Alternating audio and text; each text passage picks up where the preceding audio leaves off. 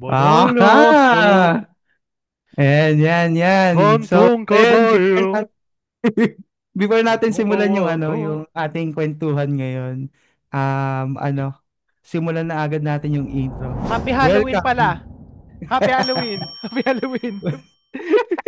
Welcome sa pinaka-controversial na podcast dito sa Pilipinas at soon sa universe. Ito ang Bakit To? Podcast! Halloween Special. Wala pa kasi sound effects eh. Soon. Soon, malapit na. Malapit na. So, ayun, medyo ano tayo ngayon, masaya tayo ngayon kasi hindi ko alam eh, bakit sa akin masaya pag nakakatakot eh. Hindi ko alam eh. Basta ano, yun, since ano tayo ngayon, Ay, di before bale, tayo partner. Bago pa tayo oy, magsimula, nakabisita ka na ba sa mahal mo sa buhay? Sa mga sementeryo? actually, nagpapalinis ako ng ano eh, ng puntod ng aking mga mahal sa buhay. Nagpalinis ako, Mm. nagpapapintura ako kasi syempre pag ano bumisita tayo dapat ano sila kumbaga kaaya-aya yung Mm. kanilang tirahan. Ayan. Ako kasi partner, di ko man sila mabisita ng mga kamag-anak ko sa buhay o mga mahal ko sa buhay. Bagkus nagtirik na lang ako ng kandila para sa kanila. Ano yun eh, tradisyon yun partner eh. Oo. Ayan. So, ayun, ano tayo ngayong ano, so before pala natin simulan tong katatakutan na pagkukwentuhan natin, nais ko lang batiin yung mga ano natin, mga supporters and Mm. mga listeners, followers natin diyan. So, ayan, happy Halloween sa inyo, guys. Ayan, welcome sa ano namin sa ano namin podcast namin. So, Halloween ito episode. Ngayon yan, 2025. tatakil natin yung mga katatakutan na Mm. experience natin dito sa ano, sa podcast na to. So, ayan, simulan na natin partner. So, ayan, bakit nga ba, ano, di ba? Bakit tayo takot sa multo pero mahilig tayo sa mga horror movies? Ayan yung topic Yeah, natin. So, mag, magandang tanong, magandang tanong. so Pampiling ayan, talaga eh.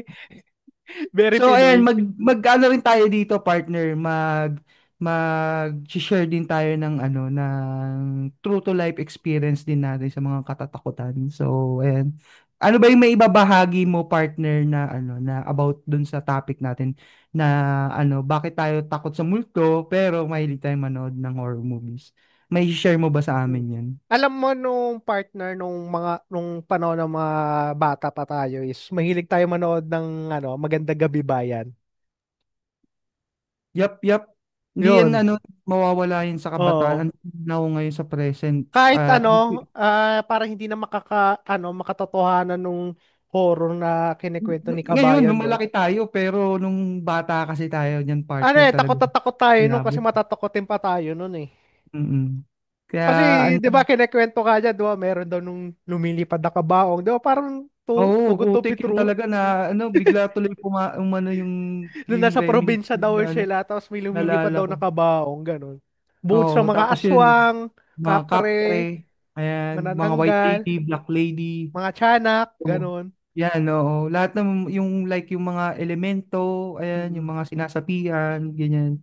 So, ayun, madalas kasi nung panahon ng 90s until this present, patok na patok sa mga Pilipino ang mga Mm. katatakutan na palabas. So, ang lakas kasi ng ano natin, ng peer factor natin pagdating sa sa katatakutan na movies. Kaya And, magsa-search na lang sila sa Netflix, di ba? Kung may gusto oh, silang the horror, ganun. pero Kaya ako part. Snake and Rattle and Roll, yan. Oh, tagal na nun. Diyos ko, Oo, ang tagal na. napaka-creepy. Bata pa ako noon. Tapos, ano, anak ni Ipunin pa ako Janice. noon. Oo. Ayan, anak ni Janice. Tiyanak. Ayan, Mm. nakakatakot. Tapos, Undin.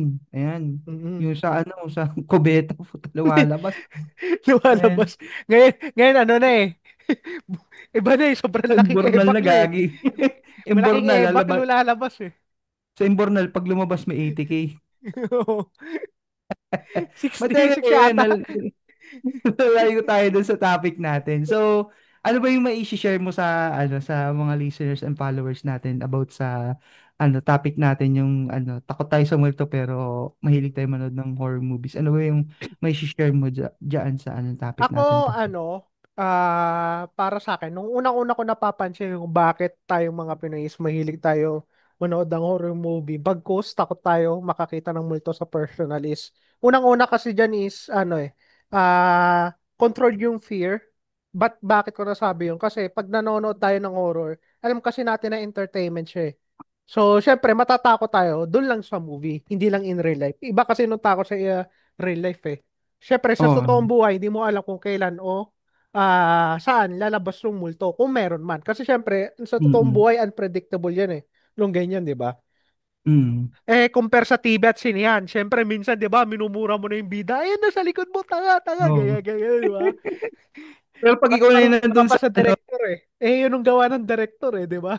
hmm, pero kung ikaw na yung nandoon, putek, hindi mo naman Oo.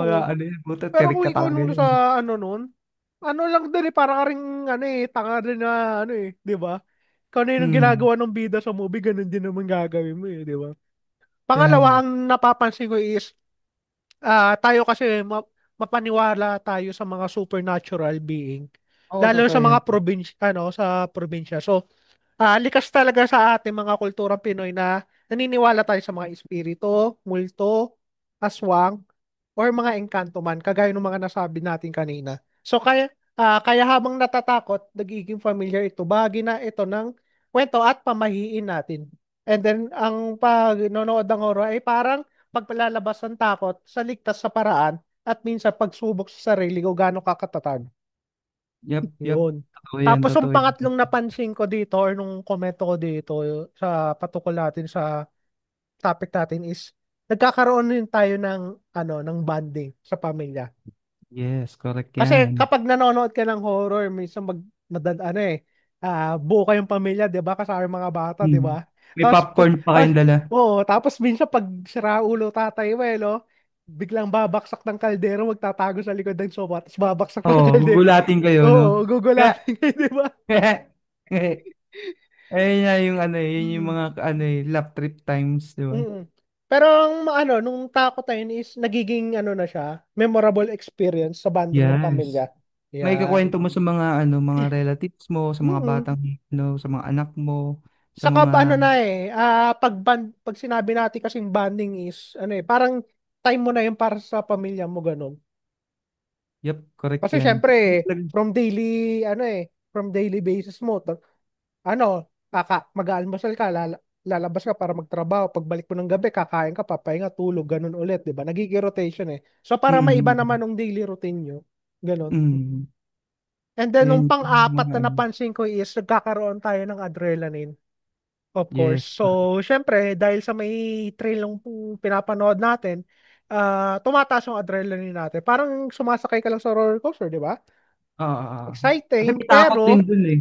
Takot din kontrolado dun. ba din? Mga horror house, mga Mhm. ganun. At nakaka-addict talaga nakaka-addict para sa iba na may ganong adrenaline rush. Yep, correct ka dyan, partner. So, ayun lang Mm. nung mga napapansin ko nung patungkol sa topic natin. Ikaw ba, partner, may napapansin ka ba or may impression ka ba patungkol sa topic natin ngayon? Nawala na yung impression ko dahil sa takot eh. Ang weird ko, no? Butik Yun ang Halloween impression mo, special ano? tayo tapos wala. Sanay na ako Wala, sa takot takot na eh. eh. Ayan, so, ayan, bigyan kita ng insight dyan pagdating sa mga Mm, kakatakutan. So, unang-una dyan, partner, na-curious, no? Kasi, takot tayo sa multo, pero pag Halloween na, binge watch tayo ng mga Conjuring, mm, Insidious, or mm, Sick and Rotten and Roll, di ba? Pero, ano niyan, partner, ibig sabihin, meron tayong weird attraction tayo sa takot. Kasi, mm, yan eh, ayon kasi sa psychologist partner, gusto nating maramdaman yung katulad niya ng sinabi mo, yung adrenaline rush and thrill. Pero sa kontroladong paraan na tinatawag nating safe environment. Sa naman, sa partner, sa kultura naman natin ng mga Pilipino, meron kasing partner malalim tayong connection sa pananampalataya, pamahiin at kwentong bayan. Kaya mas ano sa kaya sa buhay ang takot sa multo ang takot sa multo is parang exciting lalong-lalo na sa pag ano sa kwento lang, di ba? Mm. So, ayun, partner, I'm just want to share you experience. But before sa experience ko, ayun, share ko lang din kasi ako with my my Labby Dubs. Ang hilig kasi namin, lalong-lalo na ngayon na na Halloween, madalas kami manood sa YouTube or sa Netflix or sa internet ng katatakutan, lalong-lalo na yung yung channel ni Ed Kaluwag. Kasi Mm. para sa akin Laptop ko comedy lang. yun eh. Hindi naman Hindi, sa akin kasi si Ed Kaluwag is ano talaga siya, paranormal psychic talaga siya kasi Mm. pasikat pa lang siya or before siya kunin ni Jessica Soho, ano na talaga siya, psychic na talaga siya. So, Mm. if you want to learn about Ed Kaluwag, na though laptop talaga, ginagawang meme natin siya. Pero if you want to learn about Ed Kaluwag, punta ka lang sa channel niya para at least mas maunawaan mo kung bakit siya ganun. Mm. So, ayun. And then, ayun, meron din akong, nakalimutan ko yung Zukaru ata yun. So, ang ano naman nun, ang atake naman ng channel niya sa YouTube is pinupuntahan niya yung mga horror place, like for example yung dito sa Pilipinas, yung mga abandonadong mga establishment, ospital, ganyan, or mga bahay. So ayun yung ano niya, yung kumbaga ina-attract niya yung mga elements doon na para kausapin kasi may mga ano siya meron siyang mga Gamit. ah, gamit or tools na para maka-attract siya ng mga elements at Parang minsan Ghostbuster pala siya eh, no? yes, Zukaru, basta ganun. I'm not sure for the exact term pero nakasave kasi siya doon sa YouTube natin at pinapanood ko siya. Mm. Marami na siyang episode na minsan nga yun yung nagiging banding namin magpamilya na nanonood kami ng Halloween. Kaya nga sinasabi ko nga sa'yo, pag katatakutan, tinatawanan na lang namin kasi sanay na kami sa takot. Mm. Ayun, so ayun naman yung yun yung ang Pilipino kasi partner, sanay yan sa mga pamahiing katatakutan. So ayan, Mm. simula kasi yan sa mga ninuno natin hanggang sa pasa-pasa kwento na dadagdagan and also sa real life experience. And ito nga, i-share ko sa iyo yung yung experience ko dati nung college ako. So kasi dati syempre mga binata, madaling araw na umuwi, 'di ba? So Oo. ako, lasing na lasing na ako noon. Tingnan mo parang kala mo, 'di ba, parang normal lang pero yung dati talagang takot talaga ako pero ngayon natatawa ako kasi syempre best experience yun. Ayun nga, way back na college ako, pauwi na ako and lasing na lasing ako. Siyempre, sobrang puno na yung tiyan ko ng alak, nasusuka ako. Ang ginagawa ko para hindi ako maligaw, is sinusundan ko yung guhit ng kalsada pauwi sa amin. So, Tapos, yun. Tapos, di yung pauwi na ako, malapit na, siguro mga 4 na bahay na lang nandun na ako sa bahay namin. mm. Yung experience ko during that time, yung kilabot ko, simula paa hanggang ulo. So, Mm. ayun na. Tapos di dire-diretso. Siyempre, sumusuka ako, nakayuko ako. Tapos, Parang may yung nararamdaman ka pero may nakikita ka na wala. talagang nakita ko. Talagang nakita ko kasi Anong ma-describe mo ba para ma-imagine nila? ito sasabihin ko. Ano to? Ito real life experience talaga to. So, nakita ko talaga bestidang puti na walang paang nakasayad sa sahig. So, ayun, Mm. hindi ko na siya actually diniretso itiningin dun hanggang taas kasi alam ko na yun eh. So, ang nangyari sa akin nun, grabing tension, yung Mm. adrenaline ko talaga, nawala yung lasing ko, tumakbo talaga ako. Kasi 4 na bahay Tanggal to before sa amats. bahay namin Tanggal eh. amats mo. Ah. Buti ka, tanggal amats. Tangina, hindi ko nga mailusot yung susi do sa kandado eh. Oo, kasi hindi ako isang diretsong tingin lang ako talaga. Mm. Hindi ako kaliwat kanan kasi alam kong yun na yun eh. Yun na yung Mm. yung factor na yun eh. So, Mm. ayun, yun yung experience ko nung college ako na talagang totoo talaga sila. ang way ko na lang is to give a prayer with them kasi syempre hindi na sila, kumbaga hindi matahimik yung kanilang kaluluwa Mm. pagdating sa ganung bagay. So ayun lang naman yung mai-share ko sa Saka inyo. akala nila buhay pa sila eh. Mga ganyan na Exactly. ano. So ayun yung yun yung um ma-share ko. Ikaw ba partner, meron ka bang true to life experience? Yeah. Ako to be honest, hindi doppelganger. May sa dorm ko noon nung nagka-college din ako. Ah, nung nung isang dormmate namin pero hindi ko siya ka-roommate. Dormmate, isa ko dormmate namin, nakasalubong ko siya, ganun. Binati ko pa. Tapos buwati rin sa akin. Tapos Mm, tapos palabas na ako ng noon ng dormitoryo no. Tapos sa labas sa dormitoryo, nakasalubong ko ulit yung dormmate kong yon. Tapos, mm. oh, kala ko nasa dorm ka. Hindi, wala pa. Gumaganon pa ako. Oh, binati kita, binati rin ako eh. Tapos, hindi, wala pa. Ano lang. Ngayon pa lang ako pabalik. Galing akong bilyaran, gumanon. Tapos yun, May dun, tawag diyan eh, may tawag diyan sa yung nga, MT double ganger. Double yan, ganger. doppelganger. So, ayun, Yun nakakatakot din. naka-encounter ako. Pero pagdating nung nakakita talaga ng ganong klaseng elemento, personal, is Mm, hindi pa. Pero, may times na may nararamdaman ako na feeling ko may kasama ako doon sa certain kakaiba. oo. Kasi pag gano'n, syempre matik na 'yun, 'di ba? Kahit hindi mo Mm, nakikita. Kasi 'di ba may mga tao na sarado ang mata, 'di ba? No third eye na tinatawag. Yep, yep. Meron talaga tao na nakakakita talaga in visual. Oh, eh ako kasi lang ako nung nakakaramdam lang. Pero naka-encounter na ako ng doppelganger nung college ako. Yep, yep. So, ayun, nakakaano rin pala yung yung kwento mo. So, Mm. yun. Marami rin akong Parang gustong gulatan na lang pero syempre matik na yung ganun. Kasi kinuwento ko oh. rin sa kanya na, hindi, nga papunta ka sa kwarto mo pero di ko napansin na yung bubuksan niya, ganun. Parang nakatayo lang siya doon pero di ko siya Mm, pinansin na kala ko naghahanap ng susi, ganun. Pero napansin mm, ko, tumayo lang siya doon hanggang sa pinto, doon sa yung double ganger na yun. mm, Tapos yung pina-check namin sa CCTV, parang ako lang nagsasalita mag-isa, may binati lang ako, pero wala nakita. Ako lang mm. talaga, oo. Parang Pina-check ano pa namin. yan Talagang double parang ganger ma-push lang. push pa yan. Ginaya niya lang yung itsura ng dormmate ko. Mm, Pero doon kasi nakaka sa dorm na yun, talagang meron talagang doon, may elemento talaga doon. Kasi minsan mm, pag konti lang nung nagdo-dorm doon, or minsan ako lang, wala nung roommate ko, may mm, nararamdaman din ako eh. mm, Pero hindi nagpapakita sa akin ganun. Minsan mm, for some reason, hindi ako makatulog noon. Parang pili ko mm. kasi may kasama ako noon eh, ganun. Pero Yun di nga ko kasi tumatak na sa isip mo yun, kaya oo. ganun. Tumatak na sa isip, pangalawa, may nararamdaman nila na feeling ko may kasama Mm. talaga ako, ganun. Yung parang may nararamdaman Scary. presensya, ganun, kahit wala naman. Scary talaga, Mm. scary. So And, anyway, punta na tayo, I guess, sa kabilang segment natin, positibo at negatibo.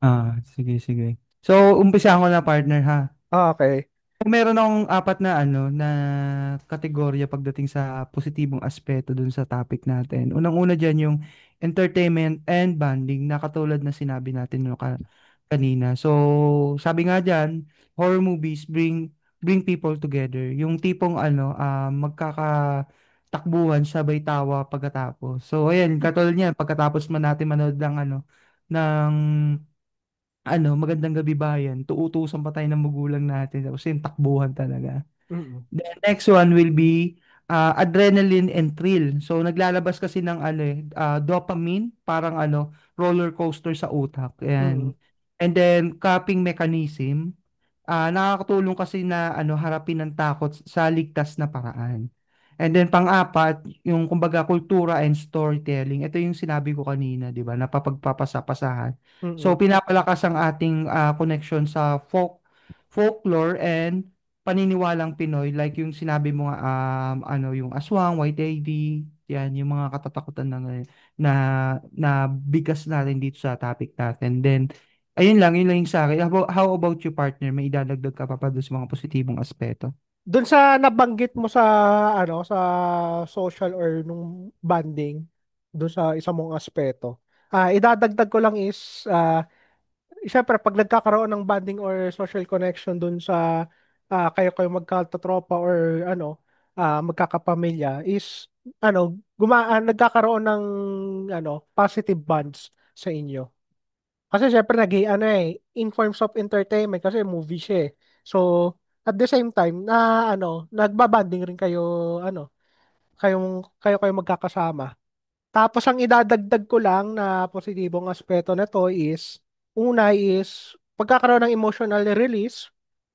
Nakakatulong rin minsan na panonood ng horror ay may ilabas nung takot, stress or tension sa ligtas sa paraan. Parang stress relief din para sa akin.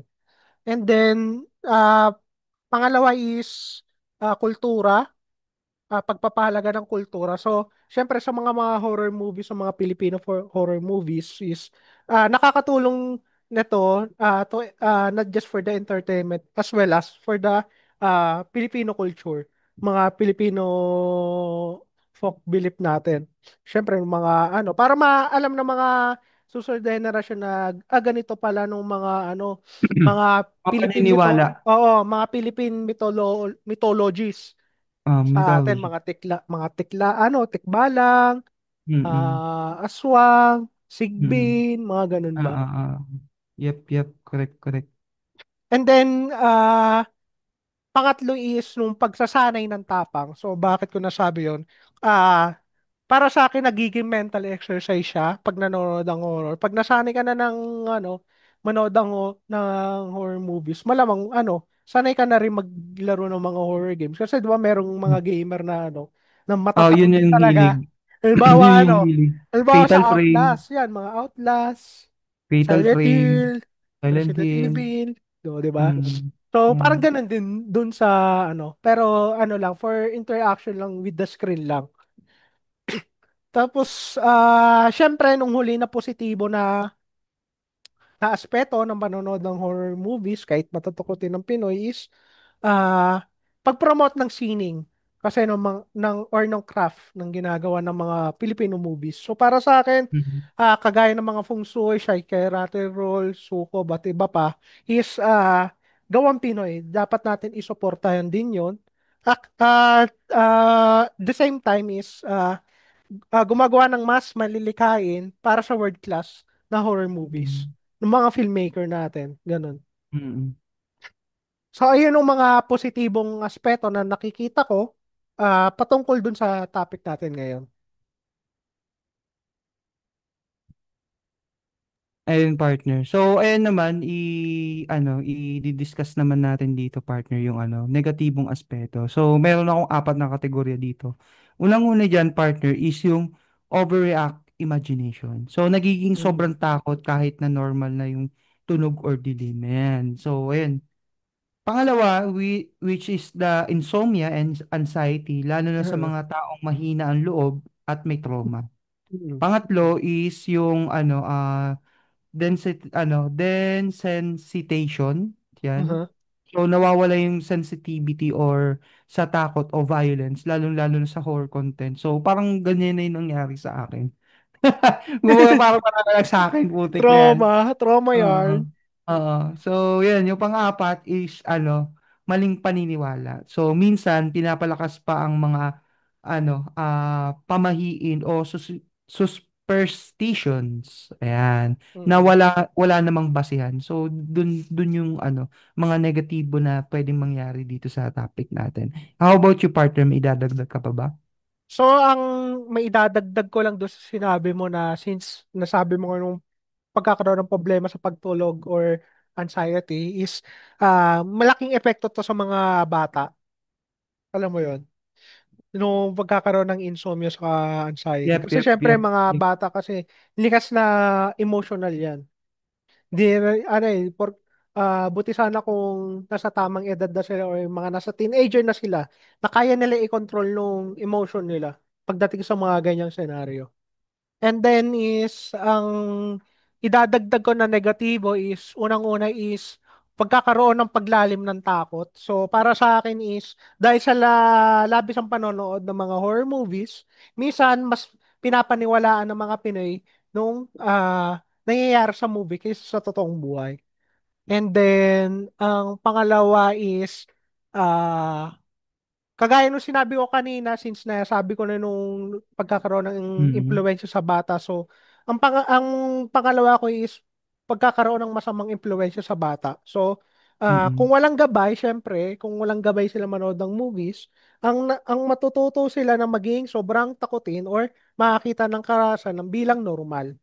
Mm. Kasi syempre, Correct. since walang guidance sa magulang, syempre magtatanong-tanong sila habang manonood. Tumatatak kasi sa isip ng Mm. bata yun. Akala kasi nila kung ano yung nakikita nila totoo. Kaya Yeah. kailangan Yeah. may guidance sa magulang. May paliwanag ng magulang Correct. habang nanonood. Mm. And Kumbaga then, guidance oo. talaga. And then, pang-apat is ginagawang commercial ng takot. So, dahil sa Mm. ginagawang commercialize ang takot or pinagkakakitaan ng ibang marami, ang nagiging negatibong aspeto dito is ginagawa lang nila negosyo no paggagawa ng maraming horror movies. So, inuulit-ulit lang nila ng formula na mawawala ng kalidad or saysay ng kwento. Mm.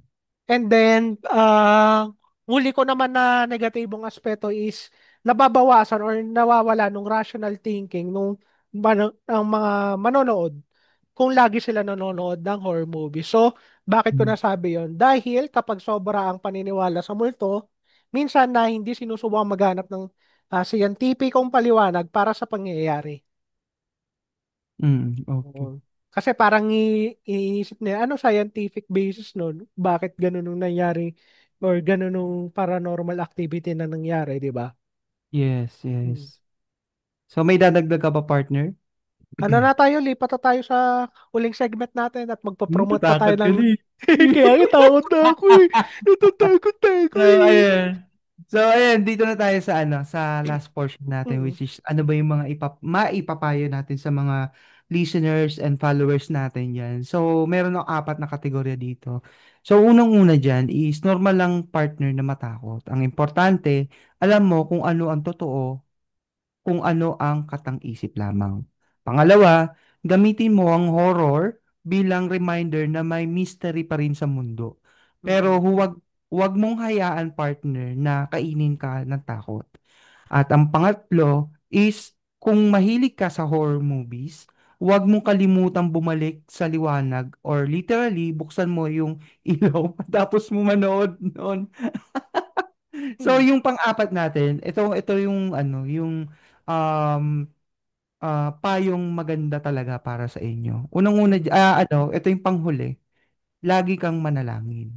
Ayan. Oo. Kasi yan talaga ang panlaban talaga. Pag kilala mo ang Panginoon, never kang matatakot. Mm. Ayan. So, ikaw, partner, ano ba yung maibibigay mong payo para sa ating mga listeners and followers natin? So, ang aral natin patungkol sa topic na ito ay ang takot ay likas na yun sa tao. Ngunit, mahalaga na matutunan na kontrolin ito, hindi ito kumokontrol sa atin. So, ang panonood ng horror movie ay maaaring paraan upang harapin ang sariling takot at maunawaan na hindi lahat nakakatakot ay kailangan iwasan. So, minsan ito ay nagtuturo sa atin ng tapang, pagkakaisa at paggalang sa ating kultura. So, bakit ko nasabi yun? Dahil sa kulturang Pinoy, ang mga kwento ng multo ay kababalagan ay hindi lang basa-basa pananakot. Ito rin ay sumasalamin sa ating paniniwala, konsensya at mabuting asal. So madalas ang mga multo sa kwento ay sinisimbolo sa pagkakamaling hindi pa nating naharap o mga aral na gusto tayong matutunan.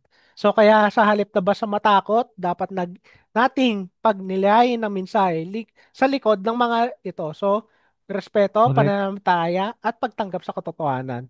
So madaling sabi, hindi masamang manood, matakot, basta gamitin ang takot bilang paalala para mas matalino at matatag at makatao. Correct, Ayun. correct yan, correct. So, may dadagdag ka pa, partner? I-promote mo na ng page natin bago tayo mag-out. So, ayun, Natatakot na ako eh. so, ayan, before, ano, Nararamdaman na ako eh. so, ayan, before tayo, mag-end itong kwentuhan nating katatakutan. So, ayan, wag nating kalimutan na i-follow tayo sa, sa Facebook, YouTube, Instagram, and also sa Spotify. So, Mm. don't forget to like and follow sa, Facebook, and click the notification bell and like sa ano sa YouTube natin, and also follow lang sa ano sa Instagram and also sa Spotify. Yang gagawin niyo yan mga ka-listeners. Makakatulong yan sa amin na mas lalo pang mag-create ng mga ng mga content na gusto nyo mapakinggan. And also, syempre, laking tulong din kung mag-iiwan din kayo ng message sa amin na kung anong gusto nyong itapik sa ano natin, Yun. sa podcast natin. So, ayun lang. Meron ka pa bang idadagdag, partner? Wala na. Magbigay ka na ng katanungan para sa kanila. And so, ayun, before tayo mag-end, ang iiwan kong katanungan sa inyo, anong horror movie ang hindi mo pa kayang ulitin kahit kailan? Wahahahaha. Spooky. Ayun, spooky. Hmm. So, ayun, maraming maraming salamat at see you on the next episode. Bambo. Bye-bye.